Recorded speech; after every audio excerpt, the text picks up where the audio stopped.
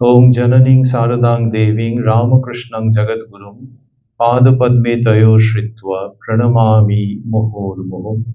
यथाग्नेर्दाहिका शक्तिः रामकृष्णे स्थिता हि या सर्वविद्यास्वरूपां तां शारदां प्रणमाम्यहम्। রামকৃষ্ণ মঠ দক্ষিণেশ্বরে আমাদের এই আলোচনার বিষয়বস্তু দক্ষিণেশ্বরে মা শারদা, যেটি সম্পর্কে আমরা প্রায় সকলেই অল্প বিস্তর জানি, বা হয়তো দেখা যাবে যে এই বক্তা যা বলছেন তার একটি কথাও অজানা কারুর ছিল না। শুধু আমার দিক থেকে যেটা হয় সেটা হচ্ছে যে এই যে নবনির্মিত মঠ, এইখানে কিছু বলতে গেলে যেটা মনে হয় সেটা হচ্ছে এখান থেকে পায়ে পায়ে অল্প দূরে বললেও যেন বেশি বলা হয়ে যায়, আওয়াজ পাওয়া যায় দক্ষিণেশ্বর মা ভবতারিণীর মন্দির, সেখানকার গাড়ির হর্নের আওয়াজ পাওয়া যায়, মাইকের আওয়াজ পাওয়া যায়, কেউ হয়তো একটু জোরে চিৎকার করলেও তার গলার শব্দ শোনা যাবে। সেই জন্যে এইখানে যখন এই সমস্ত প্রসঙ্গ আলোচিত হয় তখন আমার যেটা মনে হয় সেটা হচ্ছে ওখান থেকে যেমন কেউ একটু জোরে চিৎকার করলে এখানে শোনা যাবে, তেমনি এখান থেকেও যদি মাইকের আওয়াজ যায় তাহলে শোনা যাবে। গলার আওয়াজ নির্ভর করছে একজন ব্যক্তি কত জোরে কথা বলতে পারেন তার উপরে, কিন্তু কেউ যদি খুব ধীরে ধীরেও কথা বলেন, মনে হয় আর কেউ শুনতে পান বা না পান, মা ভবতারিণী, ঠাকুর শ্রীরামকৃষ্ণ এবং মা শারদা সবটা শুনতে পান। সেই জন্যে এই কেন্দ্রের বিশেষত্ব হচ্ছে যে এত কাছে রয়েছি আমরা, শ্রীরামকৃষ্ণের প্রধান লীলাস্থল বলা হয়, সেটির এত কাছে রয়েছি, সেজন্য তিনি খুবই শুনছেন এবং তার সহধর্মিণী শুনছেন, মা ভবতারিণী শুনছেন। তারা তো সমস্ত পৃথিবীর কথাই শোনেন, কিন্তু তবু বলা হয় না যে কোনো কোনো স্থানে তাদের বিশেষ অবস্থিতি। সেই রকমই একটি মহাপুণ্যের তীর্থক্ষেত্র তারই কাছে রয়েছি, সেই কারণে বক্তা শ্রোতা মিলে আমরা সেই রকমই ভাবছি যে তারা শুনছেন, তারা ভাবছেন, এবং সেই জন্য যা বলছি সেটি তাঁরই শ্রীপাদপদ্মে অর্ঘ্য নিবেদনের মতো করে বলছি, মোটেও একটা বক্তৃতার মতো করে, যেরকম ভাবে লোকে বলে একটা লেকচার, সেরকম ভাবে করে আমরা ভাববো না। আমরা ভাববো যে তারা রয়েছেন এবং তাদের জীবন আমরা বলছি। এখানে ঠাকুর, মা, স্বামীজি এই উপাসনা স্থলে এবং মা ভবতারিণী তারা উপস্থিত রয়েছেন, কিন্তু তাও বলছি যে নর শরীর ধারণ করে স্থূল দেহে যেখানে তারা লীলা করেছেন, সেই লীলাস্থলের কয়েকশো মিটারের মধ্যে আমরা অবস্থান করছি। এটি ভেবে খুব পবিত্র চিত্তে আমরা এই স্মরণ মননের মধ্যে থাকবার প্রয়াস করব। আর কি, আর হচ্ছে যে বিষয় হচ্ছে দক্ষিণেশ্বরে মা শারদা। দক্ষিণেশ্বরে মা শারদা, আমাদের দক্ষিণেশ্বরে একটা অংশ আর মা শারদা আরেকটা অংশ। যদি ভাবি যে দুটো অংশতেই আলো জ্বলছে, যেমন সাইনবোর্ডে আলো জ্বলে, তাহলে দক্ষিণেশ্বরে কথাটির মধ্যে যে আলো জ্বলছে সেটি দিয়ে মা শারদাকে দেখতে পাওয়া যাচ্ছে, না মা শারদাকে দিয়ে দক্ষিণেশ্বর দেখতে পাওয়া যাচ্ছে? প্রথমটাতে একটু অবাক হওয়ার আছে যে দক্ষিণেশ্বরকে দিয়ে মা শারদা দেখতে পাওয়া যাচ্ছে। দক্ষিণেশ্বর তো একটা স্থানের নাম। দেখা যাবে যে শুধু একটা স্থানের নাম নয়, যখন রানী রাসমণি যাচ্ছিলেন কাশীতে বিশ্বনাথ অন্নপূর্ণার পুজো করতে, সেখানে মা বললেন যে আমি এইখানে প্রতিষ্ঠিতা হব, তুই আমাকে এখানে প্রতিষ্ঠা কর, এই আমি তোর পুজো গ্রহণ করব। এবার এইখানে মানে কোনখানে? রানী রাসমণি তো বুঝতে পারেননি, তিনি তো গঙ্গার পশ্চিম কূলে অনেক সন্ধান করেছেন, করে সেখানে যখন পেলেন না, তখন এই পূর্বকূলে একটা জায়গা পাওয়া গেল এবং সেইখানে মন্দির প্রতিষ্ঠিত হল। কিন্তু তার আগে অন্য কারুর আপত্তি থাকুক না থাকুক, রানীমার প্রচুর আপত্তি ছিল যে গঙ্গার পশ্চিম কূল, লোকে সবসময় বলে গঙ্গার পশ্চিম কূল বারাণসী সমতুল, তাহলে সেইখানে হবে না। তো হয়নি, যখন হয়নি তখন পূর্বকূলে বেশ বড় জায়গা পাওয়া গেল। তারপরেও আবার বাধা ছিল, লোকে বললে যে ব্রাহ্মণ নয়, এই বংশের একজন, সে যতই রানীমা হন আর যাই হন। তখন বিভিন্ন জনে বিধান দিলেন, অন্যতম হচ্ছেন শ্রীরামকৃষ্ণের অগ্রজ শ্রীযুক্ত রামকুমার চট্টোপাধ্যায়, এবং রামকুমার দাদার মাধ্যমে, অন্যদের মাধ্যমে যখন সম্মতি পাওয়া গেল, শাস্ত্রসম্মত সিদ্ধান্ত হলো, তখন এই দক্ষিণেশ্বরে মন্দির প্রতিষ্ঠিত হলো, মায়ের প্রতিষ্ঠা, পুজো সব শুরু হয়ে গেল। কিন্তু যে স্বপ্ন দেখছেন তাদের রানীমা নেমে পড়লেন। কোন দিকে গঙ্গা বইছিল সেই সময় আমরা জানি না, কিন্তু যদি ভাবি যে যানবাজারের দিক থেকে দক্ষিণেশ্বরের দিকে কেউ আসছেন, তার মানে হচ্ছে যে তিনি দক্ষিণ দিক থেকে উত্তর দিকে আসছেন। এখনো যদি ভাবি যে যানবাজার থেকে যাচ্ছি আমরা, গিয়ে আলমবাজার, বরানগর, ওই দিকে ডান দিকে বেলুর মঠ, তাহলে যদি আরো এগিয়ে যাই তাহলে অফিস পাড়ার দিকটা হচ্ছে, বাবুঘাটের দিকটা হচ্ছে। তাহলে যানবাজার থেকে যখন আসছেন তখন এই দিকে আসছেন, তাহলে এই দিকে আসা মানে সেটা উত্তর দিকে যাচ্ছে। গঙ্গায় যখন জোয়ার ভাটা দুটোই হয়, জোয়ার মানে হচ্ছে যে মা গঙ্গা তখন ওই দিকে যাচ্ছেন, উত্তর দিকে যাচ্ছেন তিনি। জোয়ারটা কি করে হচ্ছে, বঙ্গোপসাগর থেকে একটা বড় ঢেউ ইত্যাদি। তাহলে মা গঙ্গা উত্তর দিকে যান মানে সেটা হচ্ছে জোয়ার। এইবার রানীমা যখন সদলবলে রওনা হয়েছেন, প্রায় অনেকে, সব তো লেখাজোখা নেই, কিন্তু মনে হয় 100টা মতো বজরা বা নৌকো ছিল, সেই নিয়ে রানীমা রওনা হয়েছিলেন। সুতরাং খুবই সম্ভাবনা আছে যে ওটা জোয়ারের সময় ছিল, যে তখন তো আর মোটর চালিত নৌকো ছিল না। তাহলে ভাটা হলে প্রথমেই অনেকটা টানতে হতো, পরিশ্রম সাধ্য ব্যাপার। সুতরাং জোয়ারের মধ্যে দিয়ে যখন জোয়ার এসছে সেই সময় হয়তো পুরো দলটা রওনা দিয়েছেন, এবং কোথায় যাচ্ছেন? কাশী। তাহলে বেশ কয়েক দিনের পথ। এবারে সেই সময়তে কি হয়েছে যে দক্ষিণেশ্বরে, তাহলে ওখান থেকে যানবাজার থেকে দক্ষিণেশ্বর আসতে কতক্ষণ লাগবে বলা একটু মুশকিল আছে দাঁড় টানা নৌকোয়, কিন্তু যদি পুরো জোয়ার থাকে তাহলে হয়তো আধ ঘন্টার মধ্যে হয়ে টয়ে যাবে, আন্দাজ আধ ঘন্টা কি 1 ঘন্টার মধ্যে। তাহলে আধ ঘন্টা 1 ঘন্টা তারা যখন গেছেন এইরকম একটা কোনো সময়তে, হয়তো এখানে নোঙর করেছিলেন, কিছু একটা করেছিলেন, স্বপ্ন কি করে দেখলেন? তাহলে ওরা, আমরা যেটা ভাবছি যে স্ট্রেট এসে গেলে আধ ঘন্টা 1 ঘন্টা, হয়তো একটু হল্ট করতে করতে এসেছেন, কারণ 100টা নৌকো নিয়ে তো। তো তাহলে এই যে জোয়ার, সেই জোয়ারেতে নিয়ে যাচ্ছে কাশীর দিকে, কিন্তু সেইখানে নেমে পড়লেন, তার মানে এখানে একটা উল্টো স্রোতের ব্যাপার আছে, বা যেটা পরিচিত যে স্রোত, সেই স্রোতকে থামিয়ে দিয়ে এই অপূর্ব লীলা কথা রচিত হয়ে আছে।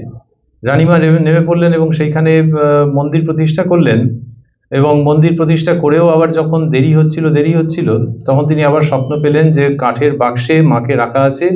মা বলছেন যে এরকম কতদিন আর আমাকে আবদ্ধ রাখবি, আমি তো ঘেমে যাচ্ছি।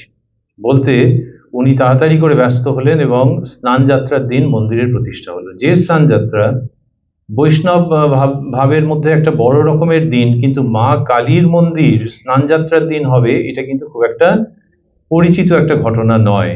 কিন্তু রানীমা যেমন ওই স্বপ্ন দেখেছিলেন যে এইখানে আমি প্রতিষ্ঠা পাবো, সেই স্বপ্ন বাস্তবের থেকেও বাস্তব ছিল, তেমনি কাঠের বাক্সে ঘেমে উঠছি এই স্বপ্নও নিশ্চয়ই ছিল। না হলে একজন ধর্মপ্রাণ রমণী সেকালের কি করে এই ধরনের কাজ করতে পারেন? আজকে আমরা যে দক্ষিণেশ্বরকে চিনছি, সেটা তখন তো সেরকম নয়, হাজার হাজার গ্রামের মধ্যে একটা। তাহলে কোথায় যাচ্ছি? কাশী। পূর্বপুরুষেরা সব বলে গেছেন, বইতে শাস্ত্রে লেখা আছে, আর তা না করে এই চারিদিকে বন জঙ্গল, এইখানে নেমে পড়বো? এ কেউ করে নাকি? তো সেটা রানীমা করছেন, সেটা নিশ্চয়ই স্বপ্নটা ওই রকমই ছিল, তীব্র একেবারে, বাস্তবের থেকেও বেশি প্রবল সত্য রূপে এসেছিল। ঠিক সেই রকমই মনে হয় যে স্নান যাত্রার দিন মা কালীর মন্দিরের প্রতিষ্ঠা হচ্ছে, যদিও সেখানে রাধাকান্ত দেব রয়েছেন মহাদেব, কিন্তু এই মা কালীর মন্দির যদি স্নান যাত্রার দিন প্রতিষ্ঠা হয়, তাহলে বুঝতে হবে যে এই স্বপ্ন খুব একেবারে প্রত্যক্ষ ছিল, যার জন্য উনি অত ব্যস্ত হলেন, এবং মা ঘেমে যাচ্ছেন, এই সমস্ত হলো। সুতরাং এই কাশী, কাশী বলা হয় যে ভগবানের নিজস্ব স্থান, দ্বাদশ জ্যোতির্লিঙ্গ, যে সেইখানে যে যার কোনো উৎপত্তি পাওয়া যায় না, সেই লিঙ্গ শরীর। তো এইগুলি হচ্ছে যে তাদের দ্বারা নির্বাচিত স্থান। তুমি যদি বলো কেদার, তুমি যদি বলো বদ্রী, তুমি যদি বলো 4 ধাম, তাহলে এগুলি ভগবানের নির্বাচিত স্থান। আর এইখানে দক্ষিণেশ্বরে দেখা যাচ্ছে যে অবশ্যই ভগবানের, বা আরেকটু ঠিকঠাক করে নিয়ে বলতে গেলে ভগবতীর নির্বাচিত স্থান। সেই জন্যে ওই ধনবতী এবং ধর্মপরায়ণ রানীমাকে তিনি বলেন এইখানে মানে উনি কি দক্ষিণেশ্বর বলেছিলেন? না বোধহয়, কারণ তাহলে তো রানীমা দক্ষিণেশ্বরেই খুঁজতেন। কিন্তু এটা ওটা করতে করতে দেখা গেল যে আর কোনো বিকল্প নেই, দক্ষিণেশ্বরেই করতে হবে। সেটা নিশ্চয়ই ওই জগন্মাতার ইচ্ছানুসারেই, এবং সেই কারণে দক্ষিণেশ্বর জগন্মাতার নির্বাচিত স্থান, নবযুগের মহাতীর্থ। তাই আমরা যদি ভাবি যে একটা সাইনবোর্ডে দক্ষিণেশ্বরে মা শারদা, তাহলে দক্ষিণেশ্বরে যে আলো পাওয়া যাচ্ছে সেটা দিয়ে মা শারদাকে দেখতে পাওয়ার বা মা শারদাকে দেখার চেষ্টা করবার সঙ্গত কারণ আছে। আবার কেউ যদি বলে যে আচ্ছা দক্ষিণেশ্বরের লাইটটাকে একটু অফ করে দেওয়া যাক, দিয়ে মা শারদার লাইটটাকে একটুখানি জোর করে দেওয়া যাক, মা শারদার আলোকে দক্ষিণেশ্বর, তাহলে সেটিও ভাবা যেতে পারে। তার কারণ হচ্ছে যে যিনি কিনা বললেন যে তুই নেমে পড়, এইখানেই আমি মূর্তিতে তোর পুজো নেব ইত্যাদি, সেই তিনি মন্দিরে ঝলমল ঝলমল করে বিরাজ করছেন, আবার সেই তিনিই পা টিপে দিচ্ছিলেন। যখন মা শারদা শ্রীরামকৃষ্ণের পদসেবা করছিলেন একদিন, তখন জিজ্ঞাসা করেছিলেন যে আমাকে তোমার কি মনে হয়, আমাকে তোমার কি বলে মনে হয়? তার ধর্মপত্নী এই প্রশ্ন করছেন। তার উত্তরে শ্রীরামকৃষ্ণের চকিত উত্তর এসেছিল যে মা মন্দিরে, তিনি এই শরীরের জন্ম দিয়েছেন ও ইদানিং নবতে বাস করছেন, আর তিনি এখন পদসেবা করছেন। তোমাকে সাক্ষাৎ আনন্দময়ী রূপ বলে দেখতে পাই। এই যে শ্রীরামকৃষ্ণের উক্তি, সেখানে আর কারো ব্যাখ্যা করার অপেক্ষা রাখে না যে মন্দিরে যে মা ভবতারিণী, যিনি রানী রাসমণিকে স্বপ্ন দর্শন দিয়েছিলেন একবার নয় দুবার, সেই তিনি জয়রামবাটিতে বাচ্চা মেয়েটি হয়ে আবির্ভূত হয়েছেন। শ্রীযুক্ত গদাধর চট্টোপাধ্যায় বলেছেন যে কুটো বাঁধা হয়ে রাখা আছে, এবং সেই তিনি পায়ে হাত বুলোতে বুলোতে জিজ্ঞেস করছেন, আমাকে তোমার কি বলে মনে হয়। তাহলে কেন তিনি ওরকম করছেন? কেনই বা তার বিবাহিত জীবন এবং শ্রীরামকৃষ্ণের একান্ত অনুগত সেবিকা রূপে তিনি যদি মা কালী হবেন, তাহলে অনুগত সেবিকা রূপে পা টিপে দিচ্ছেন কেন? এদের জীবনের মধ্যে দেখা যায় যে এইটা একটা অপূর্ব ব্যাপার হয়ে রয়েছে, যে তা না হলে তো মা কালী হলে 4টে হাত হতে হয়, কিন্তু দুটি হাত মানবী রূপে যখন এসছেন, তাহলে তার কি খিদে টিদে পায়? হ্যাঁ পায়। তাহলে আবার দেবীর খিদে পাচ্ছে কেন? তার উত্তর হচ্ছে যে ওইটাই তো মজা, যে একেবারে মানবী রূপ বা মানবের রূপ যখন তুমি যদি সারাদিন দেখো, তার যদি একটা ভিডিও থাকে যে এই তিনি হাঁটছেন, চলছেন, কথা বলছেন, তাহলে একদম 2 হাত পার একজন মানুষ যেমন হয় তেমন। কিন্তু তুমি যদি আরেকটু কৌতূহলী হও, আরেকটু শ্রদ্ধাবান হও, আর যদি তার কাছে গিয়ে উপস্থিত হও যে না শুধু ভিডিও দেখবো না, একটু তার কাছে গিয়ে কথা শুনবো, ও বাবা, তাহলে কথাবার্তা শুনতে গেলে তার আচরণের মধ্যে থেকে দেখবে চকিতে চকিতে, যেমন আকাশে বিদ্যুতের দীপ্তি সবসময় থাকে না, কখনো কখনো হয়, সেই রকম ওই মধ্যে থেকে, ওই জীবনের মধ্যে থেকে এমন দীপ্তি আসবে যেখানে তার দৈবী স্বরূপকে তুমি দেখতে পাবে। এই মানবী রূপ এবং দৈবী রূপ দুটো একসঙ্গে মিলেমিশে থাকে। যে শ্রীরামকৃষ্ণ জিলিপি খাচ্ছেন, যে শ্রীরামকৃষ্ণ মজা করছেন, যে শ্রীরামকৃষ্ণ বলছেন ঘোড়ার গাড়ি নিয়ে, সার্কাস নিয়ে মজার মজার কথা বলছেন, সেই শ্রীরামকৃষ্ণ আবার সমাধিস্থ হয়ে যাচ্ছেন যখন, তখন লোকে দেখে ভয় পাচ্ছে না, কিন্তু ভাবছে যে ইনি তো আমাদের জগতের লোকই নন, একেবারে চুপ করে থাকছেন। এবং যখন তিনি আবার এই জগতে ফিরছেন, তখন এমন সুন্দর কথা বলছেন, কেউ কেউ বলছেন বা ভাবছেন যে যেন পাষাণ বিগলিত হয়ে যায়, কি মধুমাখা কথা। ইনি সার্কাসে যান, ইনি জিলিপি খাওয়া নিয়ে বাচ্চাদের মতো করেন, আবার ইনি এই শরীরেই সমাধিস্থ হয়ে দেখাচ্ছেন যে এই শরীরের ভালো মন্দ সীমাবদ্ধতা নিয়ে এই শরীরেই ঈশ্বর লাভ সম্ভব। যিনি পদসেবা করছেন তিনি জিজ্ঞেস করলেন যে আমাকে মনে হয়, আর তিনি বললেন সঙ্গে সঙ্গে যে মা মন্দিরে তিনিই পদসেবা করছেন, আর তিনি এই শরীরের জন্ম দিয়েছেন ও ইদানিং নহবতে বাস করছেন। তাহলে যিনি পা টিপে দিচ্ছেন ঠাকুরের শ্রীঅঙ্গ খুব কোমল ছিল। লুচি এক এক সময় এমন হয়, ভাজার কারণেই হোক, যেভাবেই হোক, খড়খড়ে হয়ে যায়। কেউ যদি অসাবধানে হাত দিয়ে ওটা ভাঙতে যায়, লেগে যেতে পারে। শ্রীরামকৃষ্ণ সেই করতে গিয়ে একবার হাত দিয়ে রক্ত বেরিয়ে গেছিল। তাহলে আমাদের মধ্যে কারোর তো কোনোদিন রক্ত বেরোয়নি, তাহলে ওনার বেরিয়েছিল, এত অঙ্গ কোমল ছিল। তো সেই জন্য ওনার পা টিপে দেওয়া মানে খুব সাবধানে করতে হতো। কেউ যদি জোরে জোরে দিত, তা ওনার লাগতো, কষ্ট হতো। শ্রী শ্রী মা যখন পা টিপে দিতে যাচ্ছেন, স্বামী কোথা থেকে গেছেন আমরা তো জানি না, হয়তো নহবত থেকে কয়েক পা দূরে গেছেন। যখন তিনি হাঁটছেন, তখনকার যদি কোনো স্টিল ছবি থাকতো যে মা শারদা যাচ্ছেন ঠাকুরের ঘরের দিকে, তাহলে সেই সময়ের যদি ছবি আমরা দেখতে পেতাম, যে এই যে মা শারদা যাচ্ছেন শ্রীরামকৃষ্ণের পদসেবা করতে, এর একটু বাদে এই ভিডিও যদি থাকে, এখানে তুমি পজ করেছো বটে, কিন্তু তুমি এর একটু বাদে যদি দেখো, তাহলে দেখবে যে ওই যিনি পদসেবা করতে যাচ্ছেন তাকেই বলছেন যে মন্দিরের মা কালী আর তুমি একই। সুতরাং যাকে এই মুহূর্তে ভিডিওটা পজ করে দেখছি, যে যিনি পদসেবা করতে যাচ্ছেন ইনি মা কালী স্বয়ং। সুতরাং এনার আলোকে দক্ষিণেশ্বরকে দেখার মধ্যেও আনন্দ আছে, যে এই মা কালী তিনি হাঁটছেন, চলছেন। শৌচে যাওয়ার কষ্ট, বকুলতলার ঘাট, তাতে একবার মাত্র যেতে পারতেন, আর বলছেন যে সারাদিনে বলতাম হরি হরি, যদি আরেকবার যেতে পারতাম। এই যে কষ্ট, একজন মায়ের কষ্ট যেমনটা হতে পারে, বা গ্রাম বাংলায় আমাদের অপরিচিত কত মা বোন হয়তো এরকম কষ্ট পেয়েছেন, তো সেরকম ভাবে যে তিনি বলছেন, এবং আব্রু রক্ষা করে চিরকালের লজ্জাশীলা মা, সেই তিনিই কিন্তু আবার মা ভবতারিণী স্বয়ং। সুতরাং তার মধ্যে দিয়ে যখন দক্ষিণেশ্বরকে দেখছি, যে এই তার পছন্দের জায়গা এই নবযুগে, আমাদের সৌভাগ্য যে আমরা সেই রকম জায়গায় বসে রয়েছি, যে সেই দেবী তিনি পছন্দ করেছেন যে এই বাড়িতে দক্ষিণেশ্বরে নতুন লীলা হবে। আর লীলা মানে নাটক। এই নাটকটা কোনো লোককে ভুল বোঝানোর জন্য নয়, এই নাটকটা হচ্ছে মানুষের কল্যাণের জন্য। নাটক কেন? নাটক মানে তো খারাপ লোকে বলে, যে যা সত্যি নয় সেটা অভিনয় করে দেখাচ্ছে। এখানে তা নয়। তবে তুমি যদি বলো যে যা সত্যি নয়, হ্যাঁ কতকটা তুমি ঠিকই বলেছো যে ওনাদেরকে মানব মানবী বলে মনে হচ্ছে, আসলে তারা দেব দেবী। তাই এই নাটকে তো আপত্তি নেই। এই নাটক দেখতে পারলে জীবন ধন্য হয়ে যায়, এবং সেই নাটককেই বলে লীলা।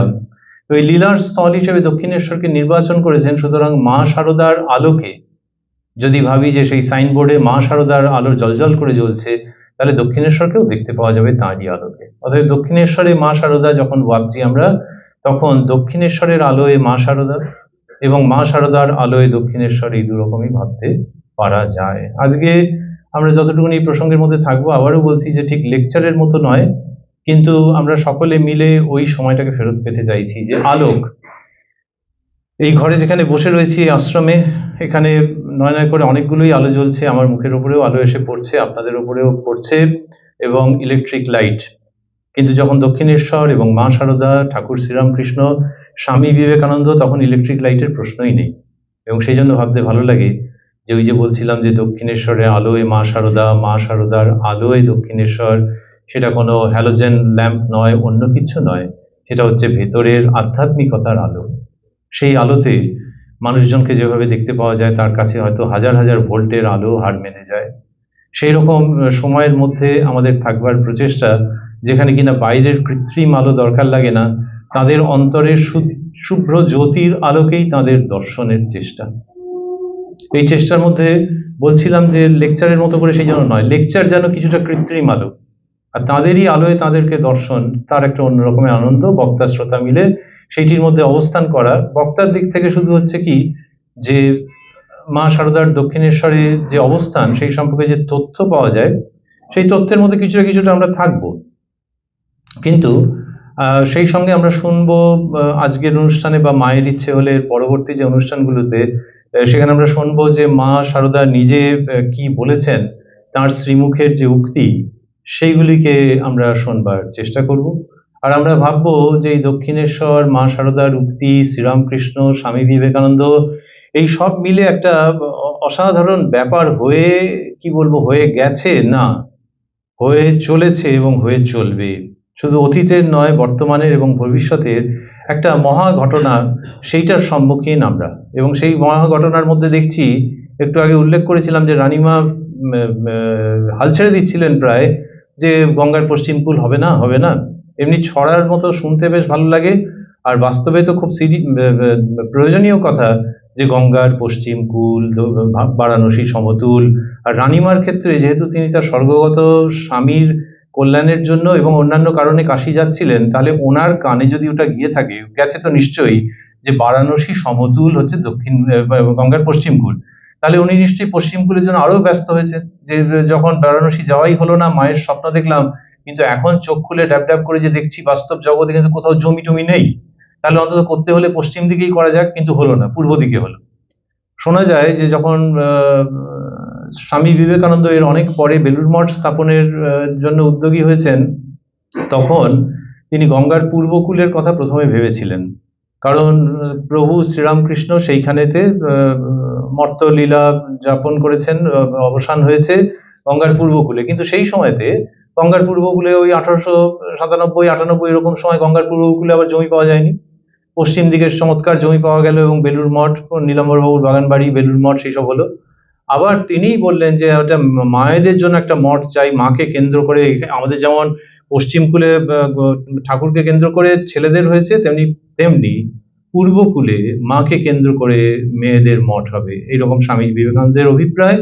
এবং পুনরায় আমরা যেখানে বসে আছি, সেখান থেকে অতি সামান্য দূরে শ্রী সারদা মঠ, যেটি আবার গঙ্গার পূর্বকূলে। তাহলে এটা কিরকম হলো যে একবার পূর্বকূল, আবার পশ্চিম, আবার পূর্ব, তার মানেই বোঝা যাচ্ছে যে আর ওই পূর্ব পশ্চিমের ব্যবধান থাকছে না।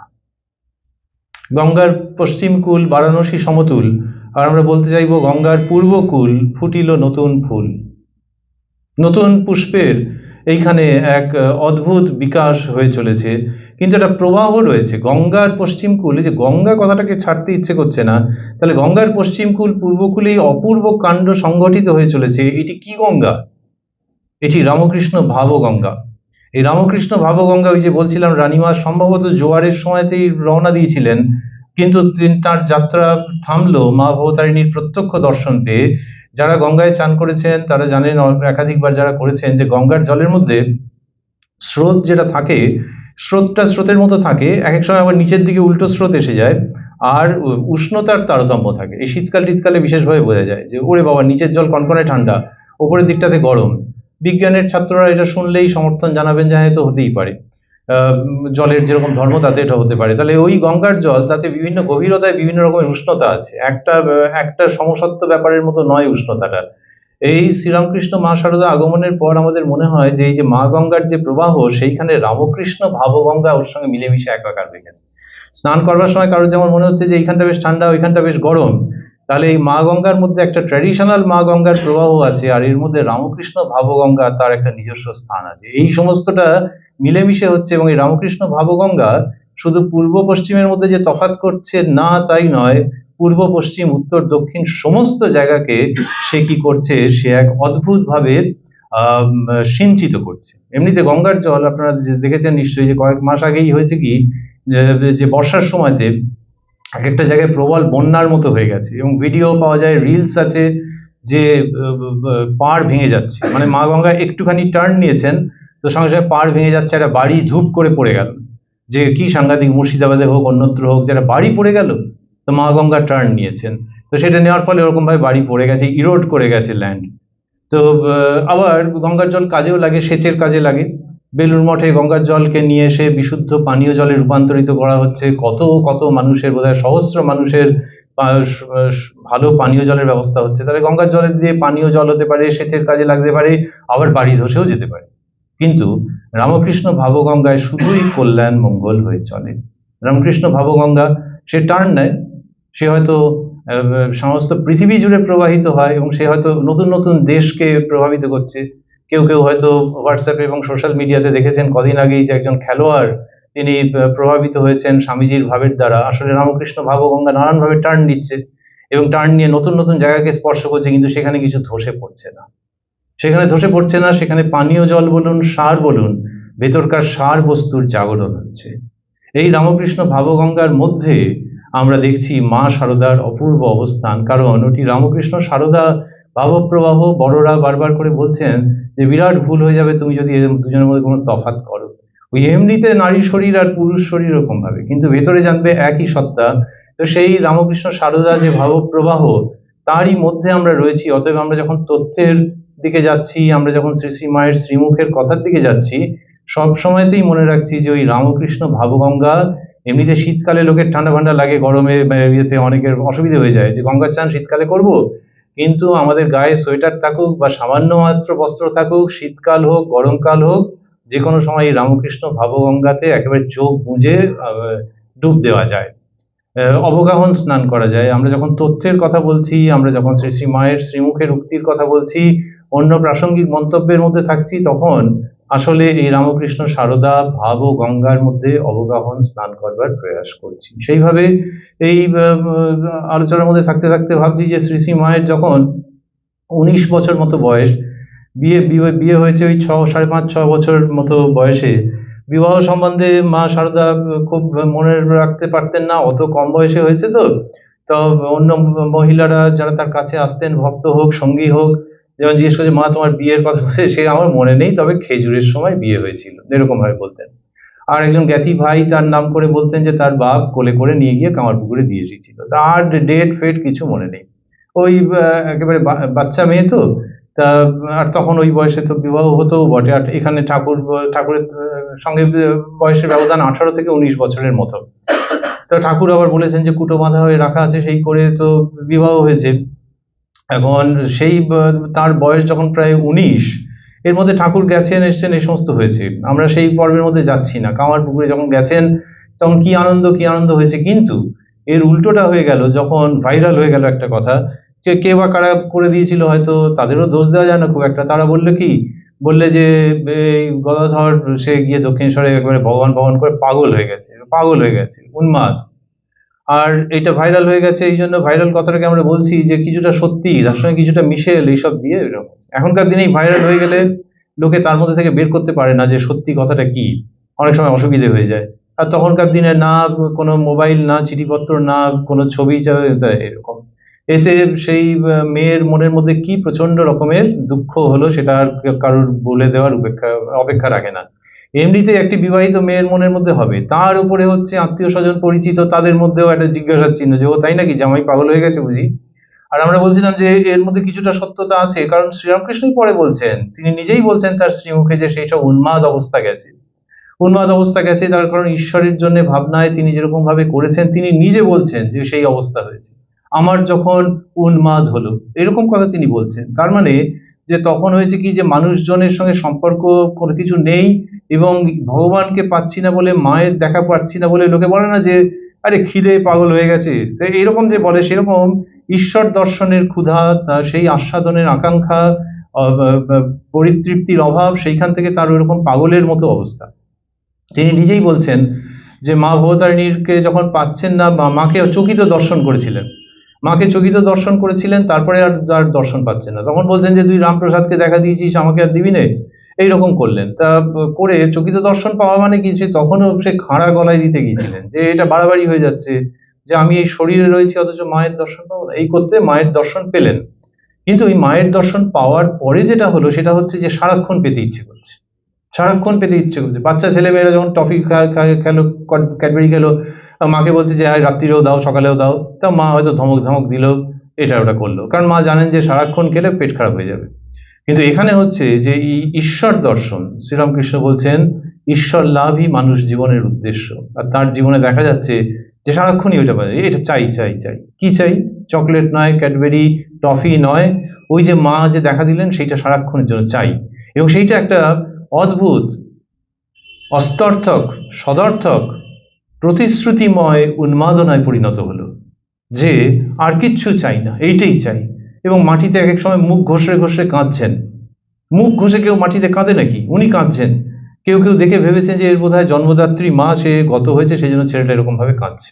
তারপর তিনি নিজেই বলছেন তার সন্তান সম যুবক, তিনি সেটি শুনছেন, পরে শ্রী শ্রী রামকৃষ্ণ লীলা প্রসঙ্গ গ্রন্থে লিপিবদ্ধ করছেন শ্রীমৎ স্বামী শারদানন্দজি মহারাজ, যে ঠাকুর বলছেন যে যখন এরকম করতাম তখন এক এক সময় আশেপাশের লোকগুলোকে একেবারে ছায়ামূর্তির মতো মনে হতো, আর সেই মার বরাভয় করা মূর্তি দেখতে পেতাম, সেই মূর্তি অশেষ প্রকারে শিক্ষা এবং সান্ত্বনা দিচ্ছে, দেখে খুব আনন্দ হতো।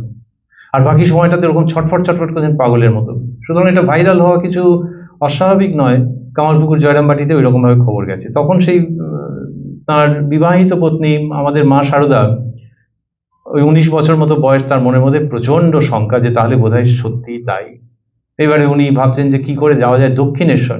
এখনই লোকে যদি কেউ কামারপুকুর থেকে দক্ষিণেশ্বর আসেন, বা বেলুড় মঠে আসেন, বা বেলুড় মঠ থেকে কামারপুকুরে যান, তাকে হয়তো এক সপ্তাহ আগে প্ল্যান করতে হয়। তখনকার দিনে কি করে কি আসবে, আর লজ্জা লাগছে ওইটা বলতে বাবার কাছে, শ্রীযুক্ত রামচন্দ্র মুখোপাধ্যায়ের কাছে। তারপরে গঙ্গা স্নান উপলক্ষে সব যাচ্ছিল, তখন উনি বললেন, রামচন্দ্রও বুঝলেন যে মেয়ের মনের মধ্যে এই যে অশান্তিটা চলছে, উনি বললেন হ্যাঁ ঠিক আছে, তুমি তো যাবেই, আমিও যাব বলে শ্রীযুক্ত রামচন্দ্র নিয়ে রওনা হলেন মেয়েকে নিয়ে, আর অন্য মেয়েরা তার সঙ্গে ছিলেন।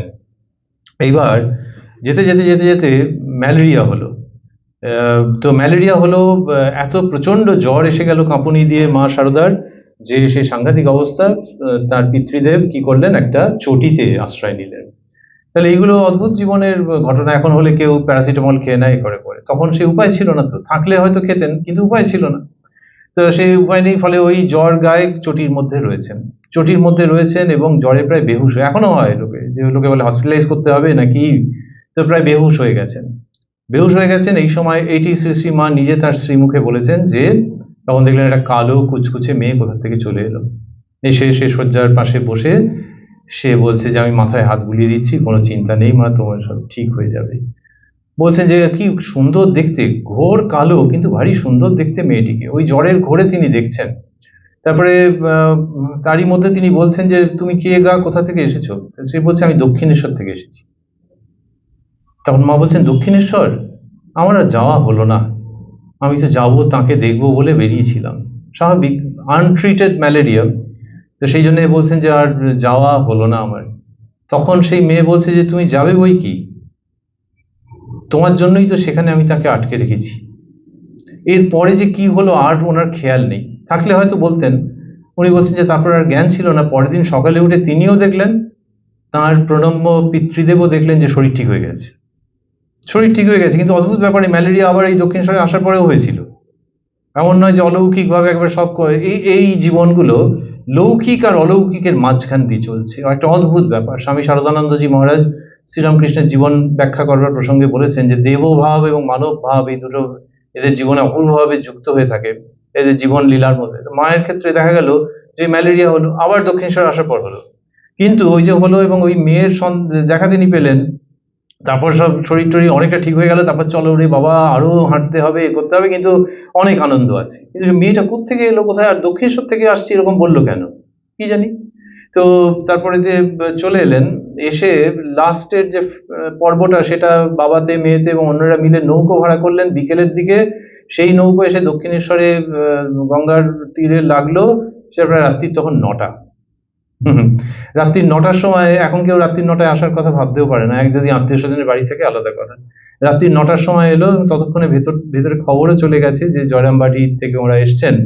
তো বলতে শ্রীরামকৃষ্ণের সমীপে মা শারদা উপস্থিত হলেন। তো সেই দৃশ্য যদি আমরা ভাবি যে ম্যালেরিয়ায় ভুগেছেন, তো তাহলে দেহে মনে অবসন্ন সেই অবস্থায় তারা আসছেন। এখন যদি কলকাতা থেকে বা কামারপুকুর থেকে কেউ যদি গাড়ি করেও আসেন, একটা খুব কমফোর্টেবল গাড়ি করে আসেন, তাহলে এসে টায়ার্ড হয়ে যাবেন। কিন্তু ওরা এলেন এবং এসে তখন রাত্রি 9টার সময় ঠাকুরের কাছে এসে উপস্থিত হলেন। ঠাকুর খুব আনন্দের সঙ্গে নিলেন আর বলেন, তুমি এলে, সেজবাবু এখন নেই, আমার ডান হাত ভেঙে গেছে, তোমার কি করে যত্ন হবে, একেবারে বাচ্চাদের মতো। যে তিনি দক্ষিণেশ্বরে এসে থেকে ওইটা দেখেছেন যে সেজবাবু খুব করে, অর্থাৎ মথুরবাবুর কথা হচ্ছে, যে রানীমার জামাতা, তিনি খুব করেন, এবং এটা একটা বাচ্চাদের মতো যে তার স্ত্রী এসছেন। ওই জন্য বলছেন না শ্রী শ্রীমা পরবর্তীকালে যে তিনি কখনো ফুলটি দিয়েও আঘাত দেননি। এই আসার পরেই বলছেন যে তুমি এখন এলে, কিন্তু সেজবাবু এখন নেই। আর মা কি বুঝবেন সেজবাবু মানে কার কথা হচ্ছে, এই সমস্ত ঘটনা ঘটলো। আর করে ওই মায়ের দক্ষিণেশ্বরে আসা ওইটি হলো। এবং ঠাকুর বললেন যে এই যে ডাক্তার দেখাতে হবে, এবং ব্যস্ত হলেন বেশ, যে ডাক্তার দেখাতে হবে, রাত্রিরে খাবে কি তাহলে। তো এই সমস্ত হচ্ছে যে কি খাবে রাত্রিরে, তারপর ডাক্তার দেখাতে হবে, এবং ডাক্তার পরের দিনকেই দেখাতে হবে। তাহলে তুমি বাপু এই ঘরেতেই থাকো, ঠাকুরের ঘরেতেই থাকতে পারো। এর মধ্যে থেকে একজন কোথায় চলে গেলেন কি জানি, সেই হচ্ছেন সেই কালো মেয়ে। তাকে আর মা শারদার জীবনে আর ওই রূপে কোথাও দেখতে পাওয়া যাচ্ছে না। তবে তার ব্যাপার স্যাপারই বোধহয় একটু অদ্ভুত ব্যাপার, অদ্ভুত রকমের আছে, যার জন্য গানের মধ্যে আছে, কালো মেয়ের পায়ের তলায় দেখে যা আলোর নাচন। ওই আবার সেই আলো, হ্যালোজেন ল্যাম্প নয়, অন্য আর্টিফিশিয়াল লাইট নয়, কিন্তু কালো মেয়ের পায়ের তলায় যে আলোর নাচন আছে, সেই আলোকে ভরসা করেই আমাদের কথা বলা। তো তাকে আর দেখা গেল না, তিনি ওরকম ভাবে অন্তর্হিত হলেন কি, তিনি আবার সেই মূর্তির মধ্যে মিলিয়ে গেলেন হয়তো। তো তিনি রইলেন যে আসবার সে এসে গেছে। এইবার খাওয়া দাওয়া কি হবে, তখন শ্রীযুক্ত হৃদয়রাম 2-3 ধামা মুড়ি কিনে নিয়ে এলেন, আর মায়ের ওইটা দিয়ে হয়ে গেল যে মোটামুটি পেট ভরার মতো খাওয়া হয়ে গেল। তা এই করে ওইখানেতে রাত্রিবেলায় ওই সমস্ত খাবার দাবারের ব্যবস্থা হয়ে গেল। পরের দিন সকালে ডাক্তার এলেন, এসে দেখলেন আর তখন যাই হোক একটা চিকিৎসা ছিল, এখনকার দিনের মতো না হলেও তারপর 3-4 দিন বাদে শ্রী মা সুস্থ হয়ে গেলেন, হয়ে তিনি নহবতে চলে গেলেন, যেখানে তখন অবস্থান করছেন শ্রীযুক্তা চন্দ্রমণি দেবী। কারণ ভাইপো শ্রীযুক্ত অক্ষয় কুমার, অক্ষয় তার মৃত্যুর পর শ্রীরামকৃষ্ণ ওইখানে থাকতে পারেননি, তার দেবী জননীও থাকতে পারেননি, যে একেবারে ওইখানে আর থাকা যাচ্ছে না। ওই কুঠি বাড়িতে ছিলেন মা ছেলে মিলে, কিন্তু ওখানে থাকা যায়নি। যে সেই থেকে শ্রীযুক্তা চন্দ্রমণি তিনি নহবতেই থাকতেন। তো সেইখানে এসে শাশুড়ি ঠাকুরন এবং তার বৌমা তারা সেইখানেতেই থাকলেন, এবং ওইখানে থেকে তিনি ওই মায়ের সেবা করছেন আর শ্রীরামকৃষ্ণের সেবা করছেন। এই পুরো লীলা চিত্রের মধ্যে দেখা যাবে যে একটা সার্কেলকে যদি হাফ করা যায়, একটা বৃত্তকে যদি অর্ধেক করা যায়, আর বলা হয় যে দেখো অর্ধেক কিরকম বিচ্ছিরি দেখাচ্ছে না, দুটোকে একসঙ্গে মেলাও তাহলে বৃত্তটা দেখা যাবে। তাহলে এই বৃত্তে অর্ধেক বৃত্ততে দেখা যাবে যে শ্রীরামকৃষ্ণই ওপরে বসে আছেন, মা শারদা তার সেবিকা। আবার বাকি অর্ধেক বৃত্তে দেখা যাবে মা শারদা উপরে আছেন, শ্রীরামকৃষ্ণের নিচে। যেমন ও কি যে সে, ও আমার শক্তি, এটি যখন বলছেন, তখন তার সঙ্গে পদসেবাকে মেলাবো কি করে। তাহলে অর্ধেক করে আছে, এটা একটা অদ্ভুত রকমের, এই দুটি মিলে রামকৃষ্ণ ভাবগঙ্গার অপূর্ব উদ্ভাস। তো ওখানে শাশুড়ি ঠাকুরুন এবং স্বামী দেবতার সেবার করছেন মা শারদা, আর ঠাকুর তাকে সব শেখাচ্ছেন। আবারও ভাবছি যে যে ঠাকুর বলছেন যে যে মা মন্দিরে, তাকে আবার শেখাচ্ছেন কি? কিন্তু এইটাই হচ্ছে অপূর্ব মানবী লীলা। মানবী লীলা যে দেখো, তোমার যদি হাজব্যান্ড ওয়াইফ হিসেবে দেখতে ইচ্ছে করে তো তাই দেখো না, তাতেও তোমার অশেষ কল্যাণ হবে। যে কি লাইফ, কি লাইফ! আবার তুমি যদি এর মধ্যে মহাদেব অন্নপূর্ণাকে দেখতে চাও তাও দেখতে পারো, যেরকম ভাবেই দেখো না কেন। আর যদি দুটো মিলিয়ে মিশিয়ে দেখো তাহলে you are very close to the reality. এইবারে ঠাকুর সব শেখাচ্ছেন মা শারদাকে, সমস্ত শেখাচ্ছেন যে ছোটখাটো কাজকর্ম কিভাবে করবে, কার সঙ্গে কথা বলবে, কার সঙ্গে বেশি বলবে না। কারণ কি, মা কি আর ওটা জানেন না? কিন্তু তবু দক্ষিণেশ্বর তো, তাহলে জয়রামবাটিতে তুমি একরকম ভাবে থেকেছো, এই জয়রামবাটি কামারপুকুরে, এখন এইখানে এসে এরকম এরকম ভাবে থাকতে হবে। আর ঈশ্বরীয় কথা বলতেন। এই ঈশ্বরীয় কথা বলতেন, এগুলি আমরা জানছি কি করে? এগুলি জানছি যে শ্রী শ্রী মা স্বয়ং কোনো না কোনো সময় ব্যক্ত করেছেন। তাহলে এখন আমরা মাকে পুরোপুরি দক্ষিণেশ্বরে পাচ্ছি।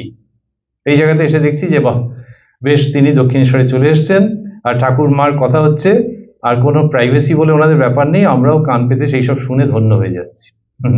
তো সেখানে তিনি মা শারদাকে শেখাচ্ছেন, বলছেন যে দেখো, চাঁদা মামা যেমন সকলের মামা, সেই রকমই ভগবান আমাদের সকলের নিজের। তো এইরকম ভাবে মা শারদাকে তিনি ধর্মের কথা শোনাচ্ছেন। দেখলে মনে হবে যে হ্যাঁ, ঠিক আছে, একজন সাধক মানুষ, ওই যদি মানব ভাবে দেখা যায়, যে ওই যে এই বক্তা একটু আগে বলছিল যে দেবদেবী রূপে যদি না ভাবেন তো ঠিক আছে, তাহলে এমনিতে ভালোই লাগছে যে একজন সাধক মানুষ, আর তার থেকে অত ছোট একটি মেয়ে তার ঘরে স্ত্রী হয়ে এসছে, এবং তাকে দৈনন্দিন জীবনের ঘটনা বলছেন, ধর্মের কথা উপদেশ দিচ্ছেন, ঠিকই তো আছে, ঠিকই আছে। কিন্তু দেখা গেল যে ঠাকুর ইনসিস্ট করছেন যে মা শারদা কি করতেন, নহবতে থাকতেন, আর এই ঠাকুরের সেবার জন্য যেটুকুনি যেটুকুনি এসে আবার দিনের বেলাতে এটা করতেন, করে আবার নহবতে চলে যেতেন।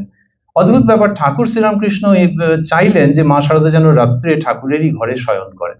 এইখানে মানব লীলার থেকে ব্যাপারটা অন্যদিকে আবার আকর্ষণ করছে মানুষকে, যে ঠাকুরের ঘরেই যেন থাকেন, এবং দীর্ঘ 8 মাস ঠাকুর শ্রীরামকৃষ্ণের ঘরে একত্র শয়ন করলেন দুজনে।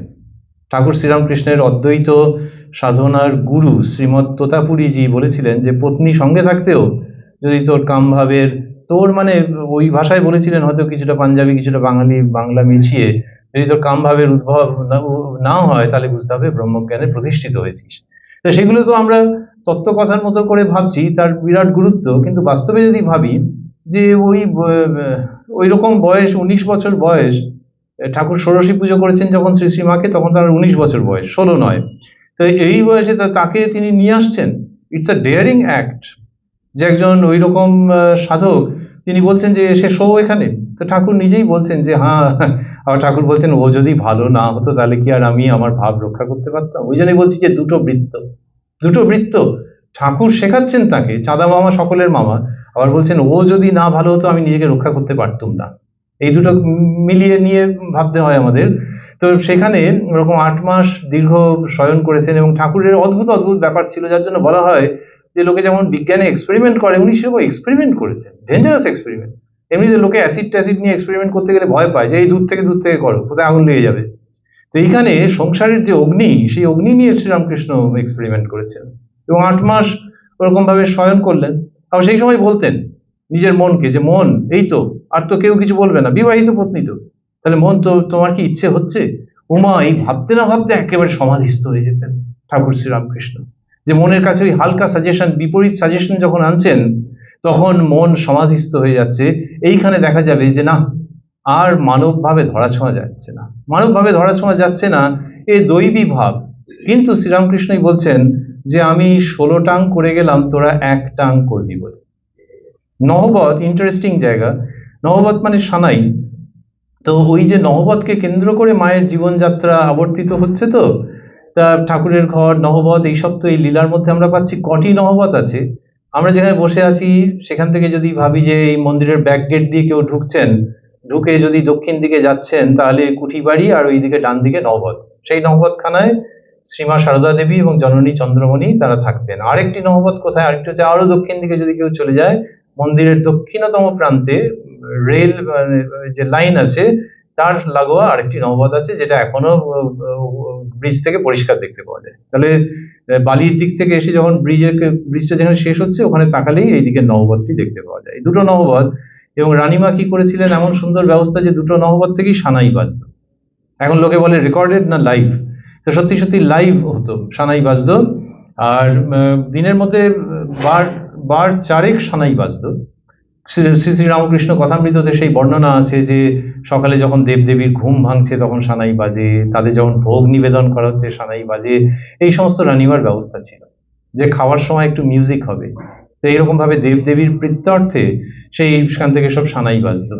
তো ওই রকমই বলতে বলতে আবার মন্দির থেকে আওয়াজ পাওয়া যাচ্ছে। এবারে ওই যে দক্ষিণ দিকের এই উত্তর দিকে যে নহবত, সেই নহবতখানায় মা শারদা যে রয়েছেন, সে সানাই এর আওয়াজ কেমন ছিল? মনে হয় খুব ভালো ছিল, কারণ রানীমা তো অর্থের কার্পণ্য করেননি, ফলে যারা সানাই বাজাতেন তাদেরকে উপযুক্ত পারিশ্রমিক দিয়ে মনে হয় তারা রেখেছিলেন, এবং অত্যন্ত শ্রুতিমধুর সেখান থেকে সুর উত্থিত হতো বলে মনে হয়। কিন্তু অদ্ভুত ব্যাপার হচ্ছে যে সেই সানাইয়ের সুর, সানাই কি হয়, একজন বাজান আর একজন বা একাধিকজন সঙ্গত করেন, এইভাবে তো হয়, একটা পার্টি হিসেবে হয়। তা এইবার আমাদের মনে হয় যে ওই নহবত থেকে যে সানাইয়ের সুর বাজতো, এবং সেটি যত মধুরই হয়ে থাকুক না কেন, ওই যিনি নহবতে রয়েছেন আর তার থেকে কয়েক হাত দূরে যিনি ওই ঘরটিতে রয়েছেন, সেই সারদা রামকৃষ্ণের জীবনের মধ্যে থেকে যে অপূর্ব সঙ্গীত উত্থিত হচ্ছে, সেটি নিশ্চিত রূপে রানীমার বসানো নহবতকে বিট করে দিয়েছে। যে এই রকম সুন্দর ধ্বনি শুনতে পাওয়া যায় না। তুমি ইউটিউবে, তুমি ফেসবুকে, তুমি অন্যত্র গেলে সানাই কেন পাবে না? সানাই কত পাবে তুমি, কিন্তু এদের দুজনের জীবনের মধ্যে থেকে যে সুর উত্থিত হচ্ছে সে একেবারে অন্য রকম।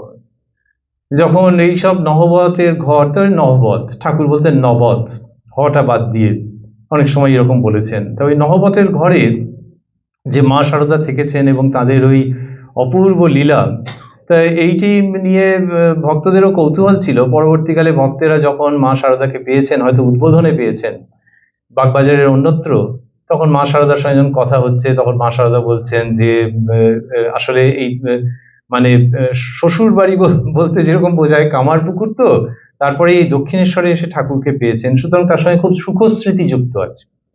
এই সুখস্মৃতি দাম্পত্য জীবনে যেভাবে বলা হয় ঠিক সেইভাবে নয়, সুখের আধ্যাত্মিকতার অমলিন স্মৃতি। তো সেই জন্য নহবতের সঙ্গে মা শারদার অপূর্ব যোগাযোগ। পরবর্তীকালে তিনি কিছু ভক্তকে বলছেন, ওই মহিলাদেরকে, যে দক্ষিণেশ্বরে আমি যে নবতে থাকতুম দেখেছো? তিনি নিজেই জিজ্ঞেস করছেন। আসলে সবাই হয়তো দেখেনি, এমনকি এমনও হয়ে থাকতে পারে কেউ হয়তো দক্ষিণেশ্বর মন্দিরে এসছে, এবারে মা কালীর ওরকম মন্দির আর অন্যান্য মন্দির সেই দেখে হয়তো বাড়ি চলে গেছে, সে হয়তো নহবতে যায়নি, জানলে যেত, বা ঠাকুরের ঘরে হয়তো যায়নি। তা মা বলছেন দক্ষিণেশ্বরে আমি যে নবতে থাকতুম দেখেছো? তখন যাকে বলছেন তিনি বলছেন বাইরে থেকে দেখেছি। মা বলছেন ভিতরে গিয়ে দেখো, ওই ঘরটুকুর মধ্যেই সব সংসার ছিল, মায়ের ঠাকুরের জন্য হাঁড়িতে করে মাছ জিয়ানো পর্যন্ত। ওই কলকল করতো, এবং মা মাঝে মাঝে বলতেন যে রাত্রে ঘুম হতো না, রাত্রি ঘুম হতো না। কেন ঘুম হচ্ছে না? কলকল শব্দ কি আর জোরে, জানি না, হয়তো যদি কাঁচা ঘুম হয় ভেঙে যেতে পারে, মানে পাতলা ঘুম হলে। আর এটা হচ্ছে কতগুলো প্রাণী, তো তারা কলকল কলকল করছে, সব মিলে। এ তো জয়রামবাটি কামারপুকুরের এরকম অভ্যেস ছিল না, ঘুমটা ঠিক মতো হতো না মাঝে মাঝে, কিন্তু ঠাকুরের জন্য জীবনও আছে। ওই ঘরটুকুর মধ্যেই সব সংসার ছিল, সব সংসার ছিল, মায়ের ঠাকুরের জন্য হাঁড়িতে করে মাছ জিয়ানো পর্যন্ত। প্রথম প্রথম ঘরে ঢুকতে মাথা ঠুকে ঠুকে যেত, তো এই নিচু তো ওইটা দরজাটা, ফ্রেমটা, তা মা বলছেন প্রথম প্রথম মাথা ঠুকে ঠুকে যেত। তারপরে কতটা কষ্ট পেয়েছেন। একদিন কেটেই গেল, শেষে অভ্যাস হয়ে গেছিল, দরজার সামনে গেলেই মাথা নুয়ে আসতো। তা তিনি কত রকমের কষ্ট পেয়েছেন, তার মধ্যে এইটা অন্যতম। ওই যে বলছেন যে একবার শুধু শৌচে যেতুম আর ভাবতুম যে আরেকবার যদি যেতে পারতুম, তার দেখা যাচ্ছে যে দরজায় মাথা ঠুকে গেছে। আসলে রানীমা নহবতটা তো এদের থাকার জন্য ঠিক করেননি, ও তো কুঠি বাড়ি ছিল, কারণ রানীমার খুব উদার হৃদয় ছিল।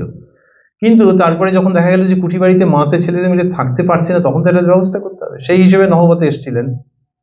প্রথম প্রথম ঘরে ঢুকতে মাথা ঠুকে ঢুকে যেত, একদিন কেটেই গেল, শেষে অভ্যাস হয়ে গেছিল, দরজার সামনে গেলেই মাথা নুয়ে আসতো। এইবার কলকাতা থেকে সব মেয়েরা গেছে, সেই সব দেখে মায়ের খুব মজা লাগতো। আর তাদের মধ্যে কেউ মোটা সোটা, মানে এমনি ভাষায় বলে গিন্নি বান্নি মতো, বলছেন কলকাতা হতে সব মোটা সোটা মেয়ে লোকেরা দেখতে যেত, আর দরজার দুদিকে হাত দিয়ে দাঁড়িয়ে বলতো, আহা কি ঘরেই আমাদের সীতালক্ষ্মী আছেন গো, যেন বনবাস গো, এরকম বলছেন।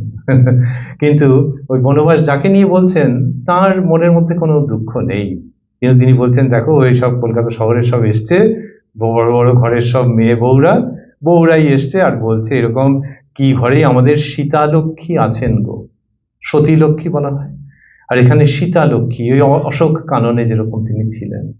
কিন্তু অশোক কানন ওইখানে আমাদের জননী সীতাদেবী বড্ড কষ্টে ছিলেন। এমনিতেই স্বামীর থেকে এত দূরে, তারপরে রাবণটা ভয় দেখায়, সেই জন্য নামে অশোক কানন হলে ওটা শোক কানন। আর নহবত সত্যি সত্যি শ্রী শ্রী মায়ের অশোক কানন, কারণ অদূরেই সেই তিনি অবস্থান করছেন যিনি নিজের সম্বন্ধে বলেছিলেন যে রাম যে কৃষ্ণ, ইদানিং এই দেহে সেই রামকৃষ্ণ। তো সেই নহবত রূপী অশোক কানন, সেইটি সম্পর্কে তিনি এরকম ভাবে বলছেন, বলে ভাইজি এরা রয়েছে সব, তার নলিনী দিদি মাকু দিদি রয়েছেন, এবারে যা হয় আর কি, তাদের দিকে তাকিয়ে তাদের সঙ্গে মার অনেক অভিযোগ ছিল যে তোরা অল্পে অধৈর্য হয়ে যাস, এটা ওটা এইসব ছিল। ওই যে বলেছেন না যে মাথা ঠুকে ঠুকে যেত আর ওরা এসে বলতো যে বনবাস গো, তারপরেই নলিনী ও মাকু দিদিকে লক্ষ্য করে বলছেন তোরা হলে কি একদিনও সেখানে থাকতে পারতিস? তখন তারা বলছেন না পিসিমা, তোমার সবই আলাদা। তো এইরকম ভাবে সব হলো। আমরা আর একটুখানি পড়ে শেষ করব, এমন একটা প্রসঙ্গ যেটা শেষ হয় না।